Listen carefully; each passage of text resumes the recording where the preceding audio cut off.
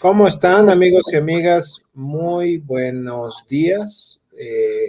Adrián Arroyo y yo estamos haciendo este programa en otra dimensión, pero cuando ustedes la vean, cuando ustedes vean esta jornada de cultura Barlovento Trasteo Cultural, será el sábado 17 de julio del 2021 y sospecho que va a estar lloviendo. Adrián, ¿cómo estás? Buen día. Muy bien, Ramón. Pues aquí, debido deseándole una feliz recuperación a Karen Paniagua, que ahí va con su COVID. Y debido precisamente a esa situación, estamos grabando el programa previamente para que lo disfruten el sábado. Así que, pues no, los recados y todo eso, pues no los vamos a poder leer. Pero vamos a avanzar y estamos muy comprometidos con terminar el tema de los moneros como un factor fundamental en la línea editorial de la prensa mexicana y parte homenaje a Toño Helguera, recientemente fallecido.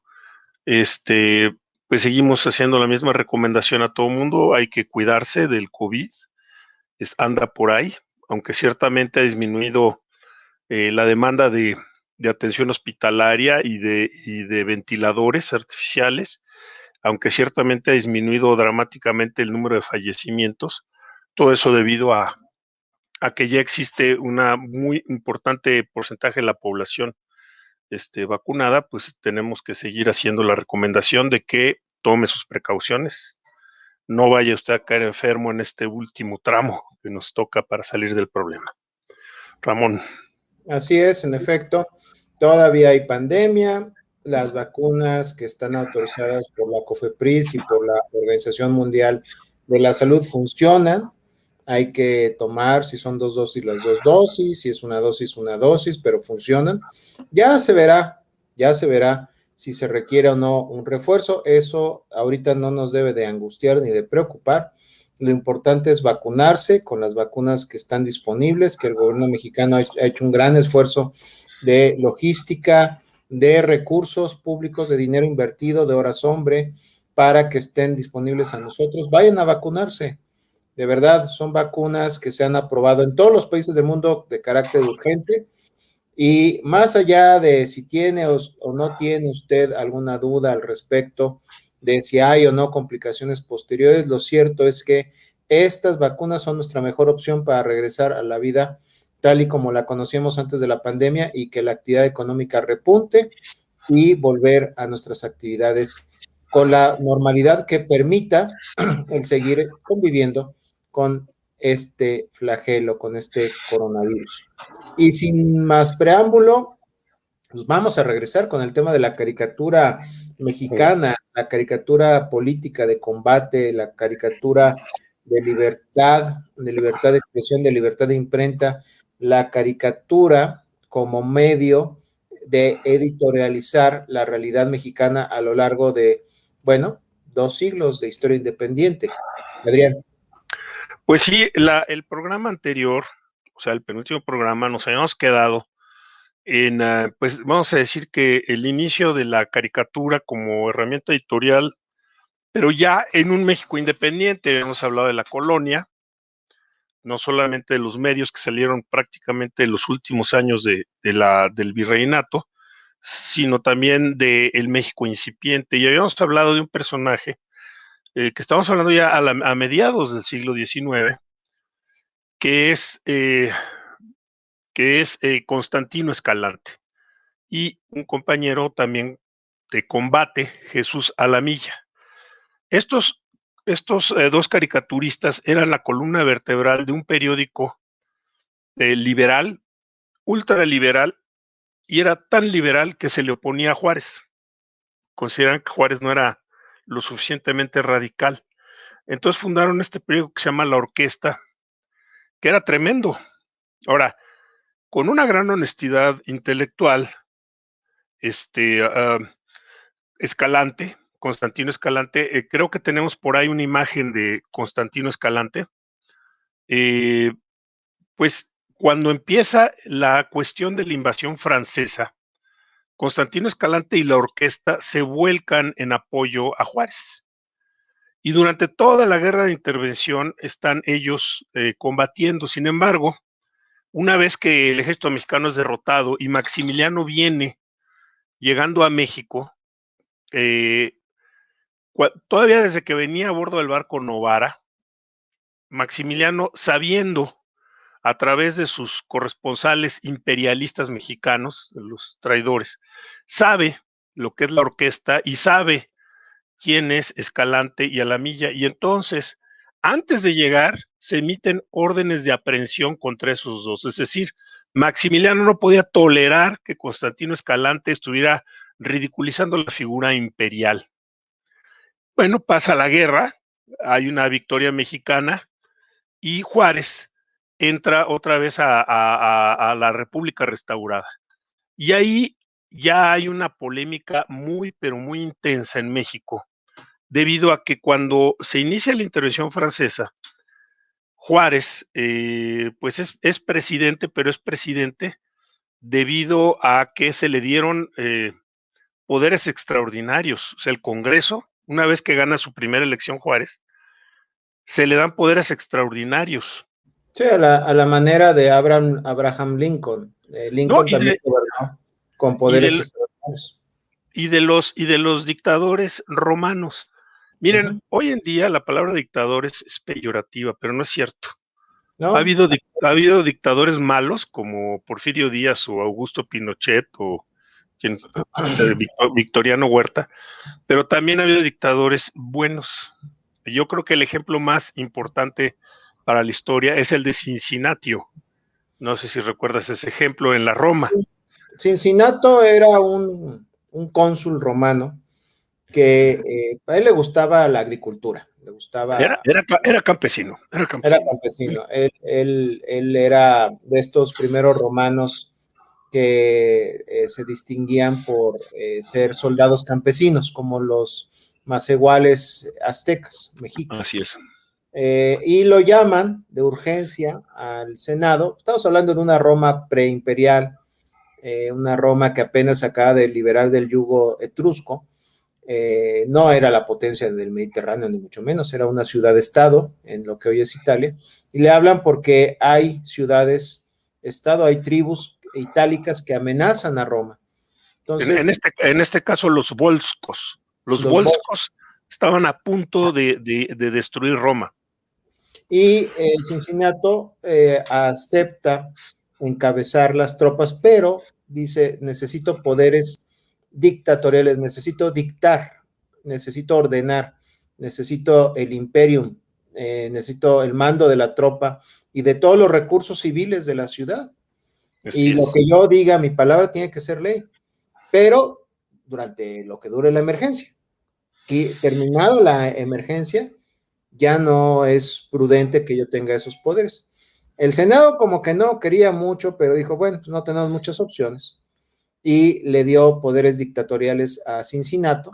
Cincinnato cumplió con su encomienda, derrotó a los volscos, logró pacificar con varias campañas muy fulminantes e inteligentemente planeadas la situación de las comarcas de lo que hoy sería la Romaña y la Campania, y un poco hacia el norte de Roma, y dijo, bueno, ya acabé mi trabajo, aquí está los documentos y los símbolos de mi labor, la vara del lictor, la toga, con la franja roja que indicaba que era cónsul de la República, y ya.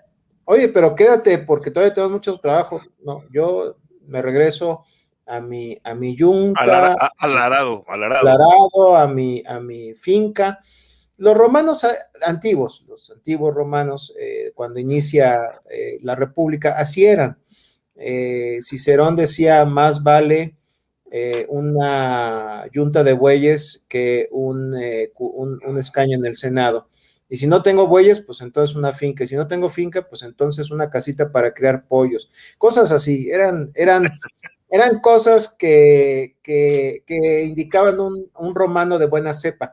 No creo que Cicerón o Catón lo hicieran realmente. tenían sus fincas, pero ya no cultivaban ellos, por supuesto.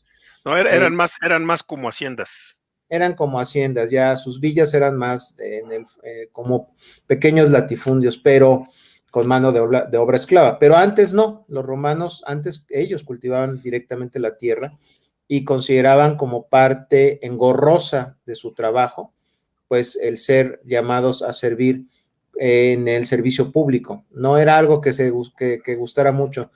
Y esta idea del servicio público como encomienda, pues es la que retoma la República restaurada, de encomienda de onus, carga, no de onus, honor, ¿no? Es lo que rescata la República restaurada de Benito Juárez. Ahora, este mandato de Juárez, o sea, el Congreso le da un poder especial con la función de combatir al Imperio francés y salvar a la República. Salvar a la República pues, significa salvar a la Constitución. Pero ¿cuál es el límite de esos poderes que se le dan a Juárez? Al igual que Lincoln, se le dieron poderes similares durante la Guerra Civil, pero no quedan definidos cuáles son esos poderes. Estos par de congresos, tanto el norteamericano como el mexicano, no establecen en su decreto hasta dónde llega el poder. Entonces, en el año 1865, cuando la guerra de intervención está empezando a pesarle mucho a los franceses, están empezando a tratar de retirarse ya, se termina el periodo de Juárez. Y muchos de los liberales puros que consideraban que la Constitución era inviolable, le empiezan a decir a Juárez, pues ya se acabó tu periodo, tienes que darle al que sigue. ¿Quién era el que sigue? Pues de acuerdo a la Constitución era el presidente de la Suprema Corte de Justicia, que era González Ortega. Y Juárez dice, no están las cosas como para que cambiemos el liderazgo. Y yo, usando mis poderes extraordinarios, prolongo el periodo presidencial. Y eso causó un revuelo, empezó a haber liberales de estos de los más fuertes, más aguerridos, como Ignacio Ramírez, como Guillermo Prieto, y bueno, desde luego el mismo González Ortega, que empiezan a criticar duramente a Juárez. Pues bien, termina la guerra, Juárez entra el 17 de abril de 1867 a la Ciudad de México, y no ha pasado ni un mes cuando Juárez hace la convocatoria para las nuevas elecciones. Pero Juárez, aquí van ustedes a ver un poquito de tufo tabasqueño en esto. Juárez no solamente propone la convocatoria para la elección de quién va a ser el presidente, donde desde luego que él es el candidato, sino además propone consultas. Él les llamó plebiscitos. Un plebiscito que definía que que se creara el Senado, porque la Constitución del 57 no había generado un Senado, y era importante que hubiera un contrapeso de la Cámara de Diputados que era omnipotente, sobre todo con diputados liberales tan rabiosos como los que había. Número 2, le daba veto al presidente. Y número 3, le daba una cosa que se llama el voto pasivo a los magistrados de la Suprema Corte y a algunos ministros. Es decir, donde no participaban en el Congreso, pero si había votaciones que fueran muy polémicas, podían votar tanto los ministros de la Corte como 2 o 3 secretarios del Ejecutivo. Bueno, pues esta medida fue criticada por la orquesta como una violación a la Constitución. Hace rato pasaron ahí en la pantalla a un dibujo de Alamilla, donde Juárez está aplicándole el garrote vil al pueblo, a la Constitución. Sí. En efecto, ahorita que regresemos del corte platicamos de esta caricatura muy dura, pero así era la caricatura política, así es la caricatura política en México. Vámonos a un corte.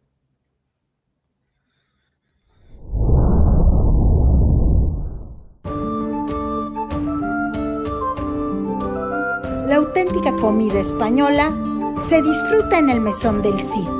La tradición está en Humboldt número 61, Colonia Centro, de 12 a 22 horas, de lunes a domingo. Te esperamos en el Mesón del Cid.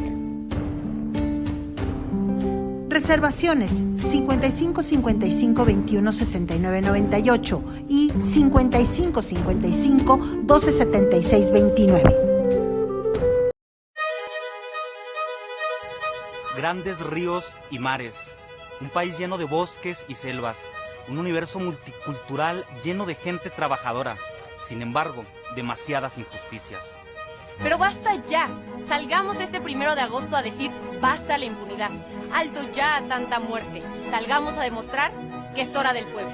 Salgamos todos y todas, quienes tuvimos las mejores oportunidades y quienes las necesitamos. Salgamos las mujeres y la diversidad a exigir justicia. Seamos parte de la generación que dijo sí al juicio de quienes afectaron al pueblo mexicano. Construyamos una democracia participativa en serio, donde el pueblo sea el que toma las decisiones y donde el pueblo sea el que mande. Seamos el clamor que haga retumbar en su centro la tierra, el sonido de la impunidad derrumbándose y el de la justicia resurgiendo. Este 1 de agosto vota sí en la consulta popular. Juicio sí, impunidad no.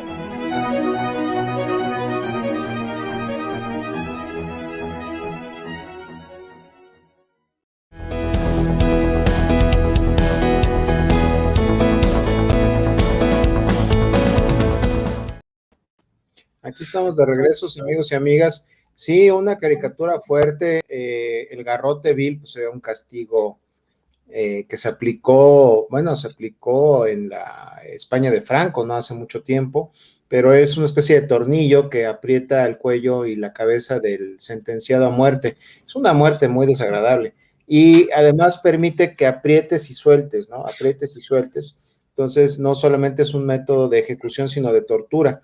Y pues decir que Juárez hacía eso, pues está un poco agresivo, un poco exagerado, pero pues esa es una prueba clara de que durante el gobierno de Juárez, durante la República Restaurada, no había censura, no. Ya quiero ver que a un presidente priista de la época de oro del PRI gobierno en el siglo XX, le hubieran hecho algo así, ¿no? Digo, la caricatura fue pesada, pero había límites también, incluso para los caricaturistas. Bueno, yo creo que de lo que te habla esa caricatura que es de Alamilla, que era el compañero de Escalante, de Constantino Escalante, yo creo que es de una gran honestidad política. Es decir, este grupo de la orquesta luchó contra los franceses, apoyó a la República, pero una vez resuelto el problema de la República, ellos mismos dicen, ¿saben qué? No es correcto lo que está haciendo Juárez. Yo no opino como ellos, yo opino que Juárez tenía razón en plantear una consulta popular. Yo estoy a favor de las consultas populares. Y bueno, estos cuates, pues decían, lo interpretaban como una violación a la Constitución, porque en ningún lado de la Constitución se permitían ese tipo de referéndums, como les llamó Juárez. La cosa es que fue tan dura la presión de la orquesta, fue tan avasalladora, que Juárez se vio obligado a retirar sus propuestas de convocatoria para que vean el poder de la prensa y el respeto de Benito Juárez a la libertad de expresión. Un hombre excepcional, Benito Juárez, con todo y sus defectos y lo que quieran ustedes decir. Y creo que deja un precedente. Fíjense, el Senado lo tuvo que restaurar Porfirio Díaz, porque no se lo permitieron a Juárez. Pues bien, viene la República restaurada, muere Juárez, el poder prácticamente es heredado por Miguel Lerdo de Tejada, se hacen unas elecciones en donde participa también Porfirio Díaz por segunda vez, era la segunda vez que Porfirio Díaz participaba, y como no ganó, le gustaba y empieza y convoca no a la revolución de la Noria, que era la anterior de que muriera Juárez, sino a la revolución de Tuxtepec. Y es en ese momento en que en la Ciudad de México sale un diario que era prácticamente de puras caricaturas, que era tremendísimo, que se llamaba El Aguizote. Por ahí vi ya un cabezal del Aguizote entre las imágenes que estamos. Bueno, El Aguizote era un semanario feroz, como lo dice ahí, tenía poco rollo, todo eran dibujos, y eran tremendos, eran unas caricaturas del Aguizote, pero demoledoras. y todo el mundo se preguntaba de dónde viene el aguizote, quién está detrás del aguizote. Bueno, se tuvo que esperar a la victoria de la Revolución de Tuxtepec para que saliera a la luz que quien era el editor y era la persona responsable de todo ese equipo periodístico tremendo era nada más y nada menos que Vicente Riva Palacio. Vicente Riva Palacio se congratula con la victoria de Porfirio Cárdenas. Él cree sinceramente, de Porfirio Díaz, perdón, él cree sinceramente que se va a abrir una época de progreso para México, lo cual no funciona porque tan pronto como Porfirio Díaz termina su primer periodo de 4 años, acuérdense que el lema de la Revolución de Tuxtepec era sufragio efectivo, no reelección. Estaban criticando a Juárez por las reelecciones. Y resulta que para taparle el ojo al macho, Porfirio Díaz pone a su compadre, Manuel González, como el Manco, que era un hombre profundamente corrupto, pero profundamente corrupto. Además, protagonista de escándalos, se hizo de la hacienda de Chapingo, lo que es actualmente la Universidad Autónoma Chapingo, esa hacienda bellísima, esa era la hacienda que se había comprado, yo creo que con sus ahorros, el Manco, y protagonizó un escándalo que tuvo repercusión casi mundial cuando se divorció de su esposa Laura Mantecón, y hicieron como dirían los españoles, un culebrón en todos los periódicos, y demandas y contrademandas, y era pues muy cínico, Manuel González. Le tocó también cargar con cambiar las monedas que eran de metales duros, me refiero duros desde el punto de vista del valor, y cambiarlos por las monedas de níquel. Enfrentó una especie de levantamiento por eso. O sea que él se llevó todo lo malo, pero lo más importante es que logró que la Cámara de Diputados aprobara la reelección. De tal forma que cuando sale Manuel González, vuelve a entrar Porfirio Díaz. Vicente Riva Palacio fue un crítico acérrimo, tremendo, de Manuel González. Y a pesar de ser muy amigo de Porfirio Díaz, fue a dar al bote, para que vean que ya se había acabado la libertad de expresión. Y eso es, pues en parte malo, pero en parte fue muy beneficioso para nuestro país, porque estando en la cárcel Vicente Riva Palacio, ahora sí que sin mucho que hacer, un hombre muy inquieto, era director teatral, era periodista, era novelista, era de veras un hombre universal. Se le ocurre juntar a un grupo de intelectuales mexicanos que iban a visitarlo al penal, y junto con ellos, en ese periodo de unos cortos años que estuvo en la cárcel, hace una obra que es fundamental para toda la historia de México, para todos los historiadores, que se llama México a través de los siglos. Esa se hace durante el confinamiento de Vicente Riva Palacio en la cárcel, que entonces había la cárcel de Belén. Creo que sí. Por ahí tenemos una portada de México a través de los siglos. Ahí exactamente, está. Miren, ahí está, donde dice que es Vicente Riva Palacio. Y abajo trae los nombres de todos esos grandes intelectuales, antropólogos, historiadores, filósofos mexicanos que estuvieron haciendo los artículos. Es una obra en 10 volúmenes, extensísima, que abarca desde la llegada del hombre a tierras mexicanas hasta la victoria contra Francia. Es lo que abarca. Y es una lectura, pues no es así como una novela. No la sigo, para leerla toda, de veras hay que echarle ganas, pero es una fuente.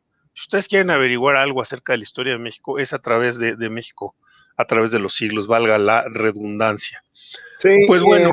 El gobierno de Porfirio Díaz también empezó a tener otro tipo de oposición. Surge un grupo de ahí tenemos una portada del hijo del aguizote, pero además del hijo del aguizote surge un grupo de intelectuales y periodistas y escritores que están alrededor del periódico La Patria de Ireneo Paz. Así es.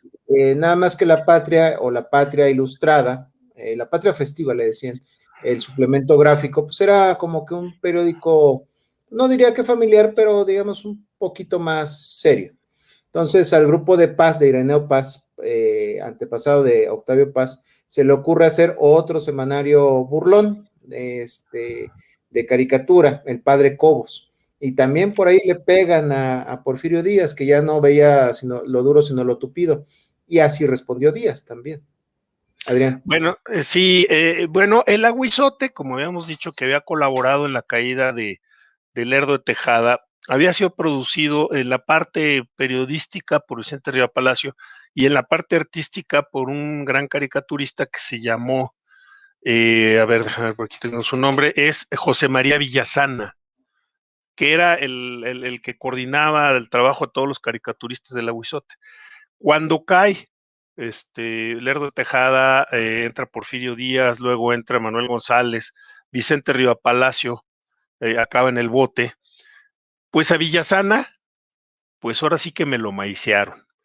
Y es, podemos decir, el primer caricaturista que tiene un medio que es patrocinado por el gobierno Porfirio, y el sentido de su crítica hacia la corrupción, hacia la falta de lealtad a la Constitución, cambia completamente, se vuelve un porfirista que muere hasta el año de 1904, pero muere rodeado de lujos, en una casota, y uno dice, ve a los moneros y dice, pues para que un monero pueda tener una casota, pues le falta, ¿no?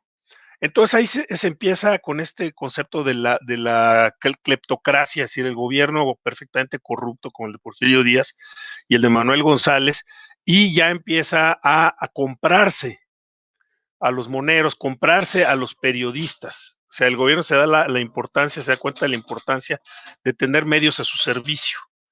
Entonces, bueno, pues, más adelante empieza un periódico semiclandestino, pero que tiene gran circulación en México, que es El Hijo del Aguizote. Por ahí ya vimos una portada del Hijo del Aguizote. Es tremendamente crítico a Porfirio Díaz. Este periódico tiene caricaturas, monos también, pero también tiene mucho texto. Ya empieza a ser un periódico mucho más, ya mucho más enfocado a la política. También es la época donde surge ese gran dibujante mexicano, José Guadalupe Posada, que creo que vale la pena hablar de él. Por ahí tengo a la Catrina. Miren, mucha gente me ha dicho eso, oye, ¿por qué no incluyes a José Guadalupe Posada como de los mejores caricaturistas? Yo digo, mira, la verdad es que Posada era un ilustrador. Como ustedes ven, por ejemplo, en esa caricatura que estamos viendo, vemos a Porfirio Díaz como un alacrán que tiene encima a otro personaje que ahorita no lo identifico, pero es todo un editorial. En una mano trae a un personaje, en la otra mano trae a otro personaje. Está hablando de todo un editorial a través de un dibujo, mientras que lo que hacía José Guadalupe Posada era ilustrar historias. O sea, le decían, vamos a ilustrar la historia del tigre de Santa Julia. Y hacía viñetas que describían pasajes de la vida del tigre de Santa Julia. Pero él como caricaturista no usaba un guión. Esa es la diferencia. Sin embargo, yo creo que de los más importantes dibujantes de la historia de México, pues es José Guadalupe Posada. Y creo que influyó mucho en la caricatura, en la ilustración. Creo que en el siglo XX José Guadalupe Posada es un manantial del que muchos caricaturistas han bebido y han aprendido, pues con trazos muy dramáticos, diría yo, a veces muy festivos, retratar la realidad del día a día del mexicano, porque hay una picaresca inherente a nuestro quehacer cotidiano que sirve mucho para la caricatura política. Así es como decíamos, la capacidad que tiene el mexicano de reírse de sí mismo.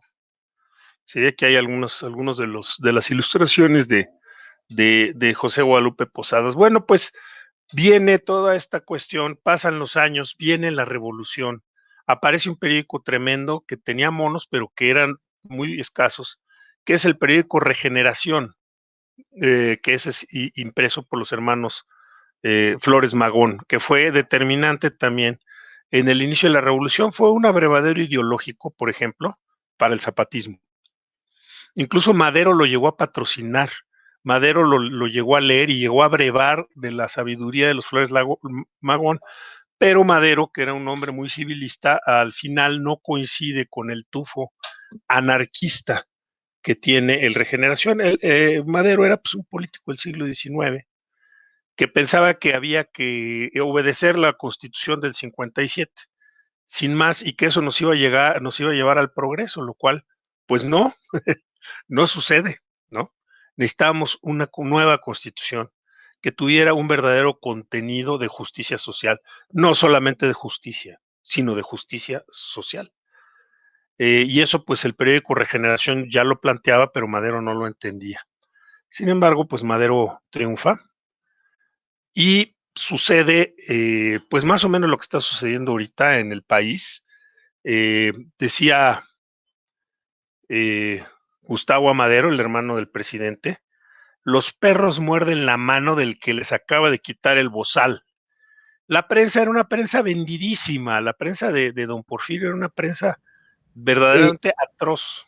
Y acostumbrada a que la maiciaran o a que les aventaran el hueso. Vámonos a un corte y ahorita regresamos, amigos y amigas. Sí.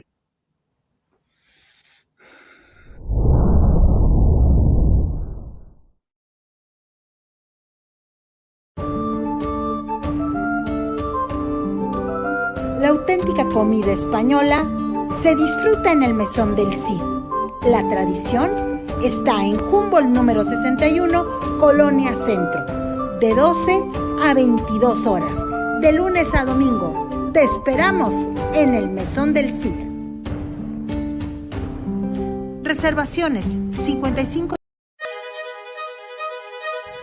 Grandes ríos y mares, un país lleno de bosques y selvas, un universo multicultural lleno de gente trabajadora. Sin embargo, demasiadas injusticias. Pero basta ya. Salgamos este 1 de agosto a decir basta a la impunidad. Alto ya a tanta muerte. Salgamos a demostrar que es hora del pueblo. Salgamos todos y todas, quienes tuvimos las mejores oportunidades y quienes las necesitamos. Salgamos las mujeres y la diversidad a exigir justicia. Seamos parte de la generación que dijo sí al juicio de quienes afectaron al pueblo mexicano. Construyamos una democracia participativa en serio, donde el pueblo sea el que toma las decisiones y donde el pueblo sea el que mande. Seamos el clamor que haga retumbar en su centro la tierra, el sonido de la impunidad derrumbándose y el de la justicia resurgiendo. Este 1 de agosto vota sí en la consulta popular. Juicio sí, impunidad no.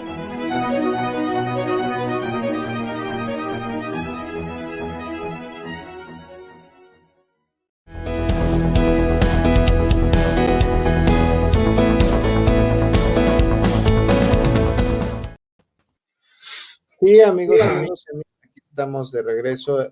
Lo que dice Adriana Arroyo es, y lo que decía el periódico Regeneración, pues tenía mucha razón. Simplemente veamos que Heriberto Frías, un gran escritor y crítico del régimen de Porfirio Díaz, Heriberto Frías, quien fuese militar y que vio en carne propia la represión más violenta en Tomochica, allá en la Sierra de Chihuahua, escribía sobre la prensa de la Ciudad de México. La prensa metropolitana de México era una charca de fango líquido que reproducía el panorama ambiente y las perspectivas circunstantes de una sociedad en avanzada putrefacción, rica en gérmenes y en toda clase de embriones. Eso es lo que era la prensa a finales del porfiriato, inicios de la corta gestión de Francisco I. Madero. Bueno, lo mismo que pasa ahora, todos los medios que eran muy afines a Porfirio Díaz, una vez que les han quitado el bozal, porque no se les permitía criticar al gobierno, se lanzan en contra del nuevo gobernante, se lanzan en contra del que está reformando y queriendo mejorar nuestro país, que es Madero. Y bueno, desde luego que los moneros no estuvieron ajenos a este linchamiento. Y llamaremos la atención, sería imposible nombrarlos a todos, solamente me voy a referir a dos, que trabajaba en una revista patrocinada por un rico comerciante español que se llama Multicolor, y estoy refiriéndome nada más y nada menos que a Chango García Cabral, que era un muchacho de 15 años, y era un extraordinario dibujante, siempre conservador. Y otro, que ya no era tan muchacho, que era un extraordinario dibujante también, pero que luego se volvió un orgullo del muralismo mexicano, y me refiero a José Clemente Orozco. José Clemente Orozco empieza su carrera de caricaturista criticando a Madero, pero luego, cuando viene el golpe de estado de Huerta, se cambia. Entonces, por ahí tengo una ilustración no sé si tengo ahí uno del Chango García Cabral, donde cómo dibujaba a Madero como si fuera una niña. Inventa esto que se llama el transvestismo caricaturesco, y es, pues yo creo que de lo más doloroso que podía haber. Por ahí tenemos el cartón del Chango García Cabral, de Madero vestido como niña. Y luego tenemos también un cartón de José Clemente Orozco cuando Huerta toma el poder, como Huerta es dibujado ya como un alcohólico. Por ahí lo tenemos también, ojalá lo pudieran poner. Bien, bueno, pues viene la revolución, triunfa la revolución, y la revolución, tanto los constitucionalistas como los convencionistas se dan cuenta de lo que significa poseer un periódico y de los monos. Y es una guerra de moneros en México, en donde tenemos por un lado a Salvador Pruneda, a De la Vega, a Pérez Soto, y una revista de derechas que se llama Revista de Revistas, que la edita el Excelsior. La revista de revistas tiene la sabiduría de reclutar al Chango García Cabral. Y el Chango García Cabral no solamente es un caricaturista ácido y cruel, sino es un verdadero artista del Art Deco mexicano que va a dejar huella. Pues la obra del Chango García Cabral sigue siendo muy cotizada. Por ahí, entre las imágenes, a ver si la producción lo puede encontrar, está la imagen de una portada, nada más una de las muchas que hizo el Chango García Cabral, para que vean ustedes la calidad de artista que era el Chango García Cabral. Ojalá y la pudiéramos ver. Todas las revistas en general se inclinaron, ya en la época de Calles, se inclinaron muchos a la derecha, pero había un periódico que era el único periódico de izquierda, que además era el periódico del Partido de la Revolución Mexicana, que era el Nacional, que luego se volvió el periódico del PRI. Y ese era el único que era la voz de la izquierda. Más adelante vienen, pues, todo esto que le hemos llamado nosotros el maximato, el gobierno de Calles, y sale una revista que se llama El Turco, de oposición contra Calles. También por ahí tengo una portada del Turco. Otra que se llama Omega, otra que se llama El Hombre Libre, otra que se llama Tutankamón. Todas estas fueron tremendamente reprimidas por el gobierno. El Turco nada más sacó un número y fueron a dar al bote todos los caricaturistas. Muchos de ellos eran, incluso todos firmaban con seudónimo, a ver si no los... Pero como ya ven que el gobierno es muy bueno para infiltrar todo, pues sucedió eso. Y más o menos por esas fechas, acuérdense que México, en el gobierno de Álvaro Obregón, había abierto relaciones con la Unión Soviética y habían legalizado brevemente al Partido Comunista Mexicano. Entonces el Partido Comunista Mexicano saca un periódico que hizo historia, pero fue genial, que se llamaba El Machete. El Machete era una revista profusamente ilustrada con muchas cosas, y los que trabajaban ahí eran nada más y nada menos que David Alfaro Siqueiros, Diego Rivera, José Clemente Orozco y don Pepe Chávez Murado. Imagínense tener esa calidad de dibujantes en tu periódico. Y hay muchos números, se conservan en la hemeroteca. Eso de afortunadamente el Machete se conserva prácticamente íntegra todas sus ediciones, pero desde mi punto de vista el defecto que tiene el Machete es lo mismo que le pasaba a Posada. Es decir, todos ellos eran grandes dibujantes, luego fueron grandes muralistas, pero no podían, era muy difícil para ellos editorializar en una imagen. Entonces, es fundamentalmente una revista ilustrada, más que editorialmente caricaturizada. Yo creo que vale mucho la pena, ustedes pueden buscar en internet las portadas del Machete, o si de veras tienen mucha debe de haber algún libro donde se reproduzcan todos los números del Machete, vale la pena verlos. Muchos de ellos luego se fueron a fundar el taller de la gráfica popular. Tú tenías una nota, ¿no?, del taller de gráfica popular, que es muy importante. Sí, bueno, el taller de gráfica popular es la punta de lanza de la política cultural del cardenismo. Empieza a congregar a muchas plumas, a muchos dibujantes que hacen lo mismo que propaganda política, que caricatura, que panfleto en el término más llano y concreto. Panfleto a veces tiene una connotación peyorativa, pero no, es simplemente un documento gráfico de publicidad, ¿no? Y empieza a existir en esto pues una clara intencionalidad política cercana a los idearios del cardenismo. Pero en todo esto que hemos platicado, amigos y amigas, se darán cuenta que hay algo que falta, o hay una omisión. ¿Y dónde están las mujeres? ¿Dónde están las mujeres que hacían pues caricatura, caricatura política? Hay una investigación que hicieron María Jampolsky, una fotógrafa, y Fanny Rabel, acerca de las mujeres que empiezan a surgir en el taller de gráfica popular, junto con una investigación de la curadora Elga Pritnis-Poda y la historiadora Diana Komisarenko, y empiezan a encontrar que, bueno, había mujeres, Rina Lazo, Eleonor Cohen, Betty Catlett, Celia Calderón, Leticia Ocharán, Elga Pritnis, que empiezan a hacer desde 1937 caricatura política, empiezan a hacer propaganda política, empiezan a denunciar la discriminación. Por ejemplo, en Estados Unidos ahí está Betty Catlett, que estudia en el taller de gráfica popular, luego va a Estados Unidos y hace varias litografías sobre la discriminación racial en los años 40 y 50, y esto empieza a darle voz a las mujeres en la caricatura mexicana.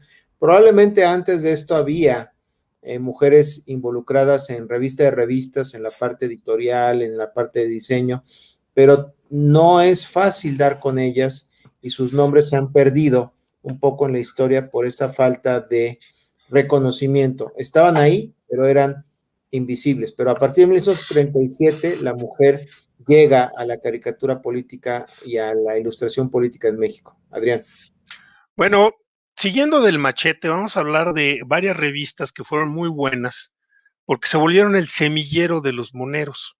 El gobierno institucionalizado de antes de Cárdenas entendió el poder de la caricatura y fundaron varias revistas que eran de alguna manera oficialistas.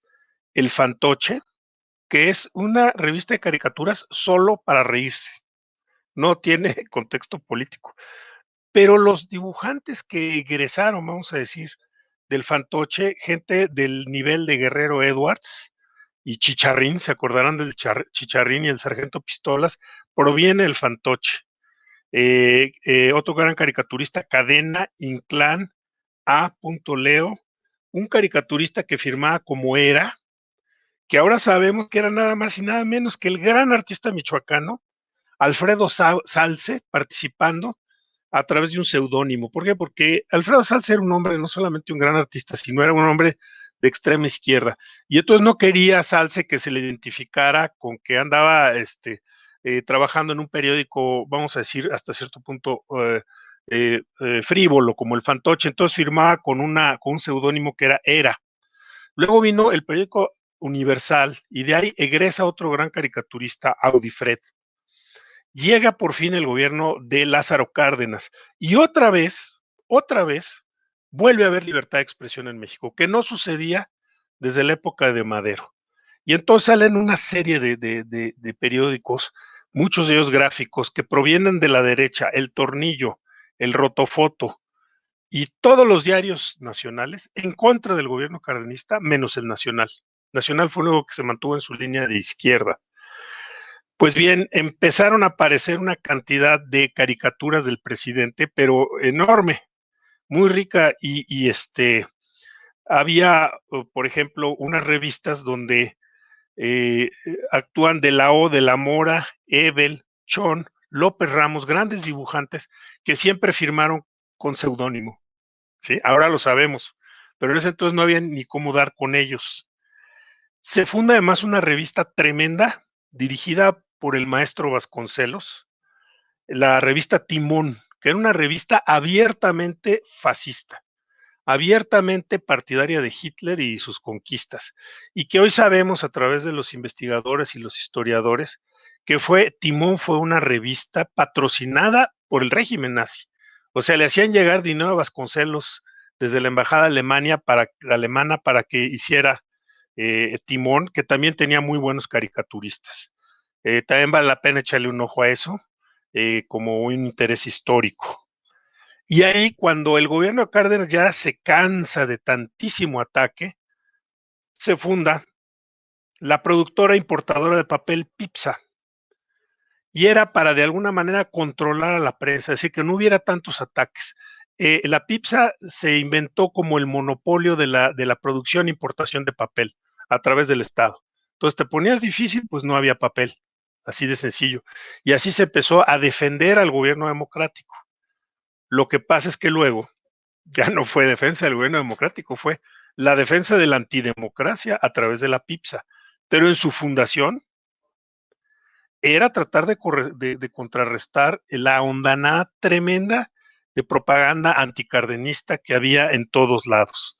Y entonces, como decía Ríos en la revista Política, viva la libertad de prensa, pero eso sí, con taxímetro, ¿no? Entonces viene la segunda. Y es la época donde algunos caricaturistas que luego serían muy importantes en la época de los años 50, 60, empiezan a hacer dibujos. Por ejemplo, un caricaturista pues muy cercano al régimen del PRI, que publicaba casi siempre en la revista Siempre, Rafael La Ranita Freire. Él nace el 3 de noviembre de 1917 y a los 13 años empieza a publicar en El Dictamen, un periódico veracruzano. Así es, él era veracruzano. Porque hay que decirlo, pues había caricaturistas de toda tendencia y de toda querencia, y había unos que apoyaban con mucho entusiasmo al régimen, y Freire no solo convierte la caricatura en un editorial, es la portada de Siempre. Muchas veces la portada de la revista Siempre, bastión durante muchos años del PRI hecho gobierno, eran los dibujos de La Ranita Freire, con su firma, una ranita, precisamente. Bueno, ahí compartía créditos con Carreño. Sí, tanto también. Carreño eran indistintos, los dos excelentes dibujantes desde el punto de vista artísticamente. Rafael Freire era mejor todavía. Era un excelente artista. Yo tuve la suerte de conocerlo desde que yo era niño, ya falleció. Le mando un saludo donde quiera que esté. ¿Qué artista? Donde quiera que esté La Ranita Freire. Un corte, vámonos a un corte y ahorita regresamos. La auténtica comida española se disfruta en el Mesón del Cid. La tradición está en Humboldt número 61, Colonia Centro, de 12 a 22 horas, de lunes a domingo. Te esperamos en el Mesón del Cid. Reservaciones 55 55 21 69 98 y 55 55 12 76 29.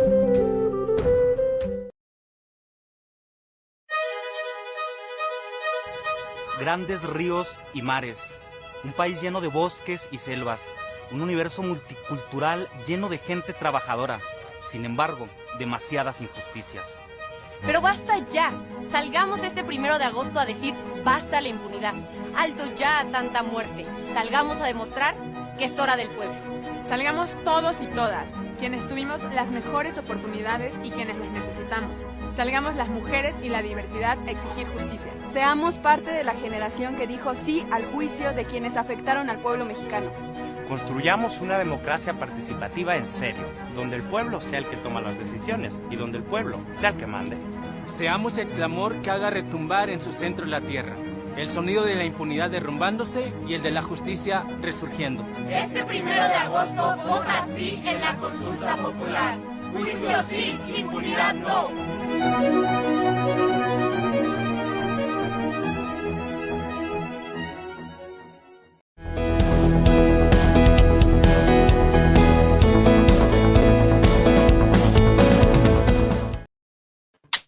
Aquí estamos de regreso, amigos y amigas, y sí, en los años, a finales de la época de Cárdenas, principio de los sexenios durante los sexenios de Ávila Camacho y Miguel Alemán, surgen estos caricaturistas, surge otro, también nacido a principios del siglo XX, en 1920, el gran Abel Quesada Calderón, de Monterrey, el 13 de diciembre de 1920. Él llegó a la Ciudad de México cuando tenía 16 o 17 años, por ahí más o menos, y conoció a Germán Butze, un caricaturista que hizo el cómic Los Super Sabios, y él fue el que lo referenció, le dio la primera oportunidad para trabajar en una revista Chamaco Chico. Ya en el 43, por ahí, más o menos, en plena Segunda Guerra Mundial, Abel Quesada ya tenía dos personajes, Máximo Tops y la Mula Maicera. Así es. Regresó a Tamaulipas, creo que se dedicó a la agricultura un tiempo, no estoy muy seguro, pero creo que se dedicó a la agricultura, y luego retomó con nuevos bríos en el periódico Ovaciones su carrera como caricaturista. Adrián. Así es. Bueno, sí, viene la guerra, y en la guerra, por razones estratégicas, el gobierno no va a permitir que haya ningún sentimiento pro-alemán. Bien, déjenme platicarles que en aquella época México había un gran sentimiento germanófilo. Desde mi punto de vista, no era la mayoría de los mexicanos. Y te quiero aclarar que los germanófilos mexicanos no eran fascistas ni eran nazis. Es más, no habían leído nada de eso, simplemente les caían bien. ¿Por qué en México había simpatía por los alemanes? Bueno, pues porque se enfrentaban a los ingleses. Los ingleses había sido de los países a los que les expropiamos el petróleo y que los habían querido bloquear. Para el pueblo de México, los ingleses eran los villanos que estaban dominando la mitad del mundo. Y el otro villano era el que nos había quitado la mitad del territorio. Porque eso nos enseñaron en la escuela. Y entonces la gente se preguntaba, a ver, ¿y Alemania qué nos ha hecho de mal? ¿Por qué? O sea, ¿por qué estamos aliados con nuestros enemigos, Estados Unidos e Inglaterra, para atacar a un país que no nos ha hecho nada? ¿Sí? Claro que los germanófilos mexicanos no sabían nada del antisemitismo, no sabían nada de la represión, de las leyes de eutanasia, de las leyes de Nuremberg, pues eso ni lo entendían. Y desde luego que no sabían nada de los campos de concentración. La mayoría de ellos no entendían eso, es cierto, pero había algunos que sí entendían, por ejemplo, las leyes de segregación racial, Mario de la Cueva, y no me extrañaría que el señor Vasconcelos también entendiera, pero la mayoría veían pues a los enemigos tradicionales de México, vamos a ponerlo así, y veían las virtudes de la ciencia alemana. Exactamente, entonces ahí sí se tuvo que controlar la prensa muy duramente a través de la PIPSA, porque no se querían tener publicaciones pro-alemanas. Todas las noticias que se difundían había de dos, contra Alemania, pero también había contra el comunismo. Eran pocos los periódicos como El Machete que elogiaba las hazañas y el sufrimiento del pueblo soviético. Y bueno, una vez que pasó la guerra, empiezan a salir este otro tipo de periódicos ya con la guerra terminada, ya en pleno alemanismo. El Excelsior, Don Timorato. Don Timorato eran dos publicaciones gobiernistas, pero fue cuna de grandes dibujantes. Tú ya citaste a Abel Quesada, Arias Bernal, Facha, Alfredo Valdés, Rafael Freire, que ya hablamos de él, Puga, un tipo que se llamaba Bismarck Mier, imagínate, y y ahí es donde empieza el chayote verdaderamente. Ahí es donde empieza a darse ya una cooperación a todos los periodistas, tanto a los que publicaban escritos como a los caricaturistas. Yo no sé si nos dé tiempo de continuar en este programa, pero vamos a tener que terminar el próximo programa, Ramón. Tenemos todavía unos 7 minutos, 8. Bueno, entonces vamos a seguir en esta última sección. Vamos a hablar de Don Timorato, que era un periódico alemanista. Hablamos de otros grandes caricaturistas egresados de estas revistas: Alberto Wick, Ram, Alberto Isaac, Jorge Carreño y Manuel Covarrubias. Más adelante forman una revista también de monos que se llama Presente, revista alemanista. Había algunos valientes que se aventuraban a criticar al gobierno a través de una revista llamada El Apretado. Y también, pues, una revista reprimida por la PIPSA, reprimida por el gobierno, reprimida por la policía, en contra de ese giro de ultraderecha que Miguel Alemán toma en contra de las victorias del cardenismo, en contra de la expropiación petrolera, en contra del seguro. Era verdaderamente uno de los primeros neoliberales de este país, Miguel Alemán, y como buen neoliberal, pues lo resolvía todo a billetazos, coaccionando a la oposición a través de sobornarlos, del soborno. Y estos dibujantes, a pesar de ser gente verdaderamente excepcional, pues no se va a quedar siempre dado el alemanismo, como hablábamos de Rafael Freire, un gran artista, pero que siempre fue oficialista, nunca fue de oposición. Sí. Aún Abel Quesada sí era más claridoso, ¿eh? Sí, y sobre todo, Abel Quesada era mucho más ácido y más inteligente para criticar al gobierno sin que se notara que era una crítica al gobierno, pero lo era, sin duda alguna. Y también en esa época, 1955, en la revista Jaja, aparece un caricaturista, Eduardo Humberto del Río, mejor conocido como Rius, nacido en Zamora, Michoacán, y él empieza, pues sí, a tener una línea mucho más dura, más burlona de los excesos de la revolución hecha gobierno. Así es, creo que eso marca para nosotros el inicio de toda una nueva época en el caricaturismo mexicano. Rius es probablemente, al lado de Escalante, el caricaturista más importante que ha tenido México. ¿Por qué? Porque Rius, en primer lugar, encarna el valor. Es decir, a Rius lo golpearon, lo amenazaron, incluso lo desaparecieron. El mismo Rius lo relata, de que fue desaparecido en el régimen de Díaz Ordaz.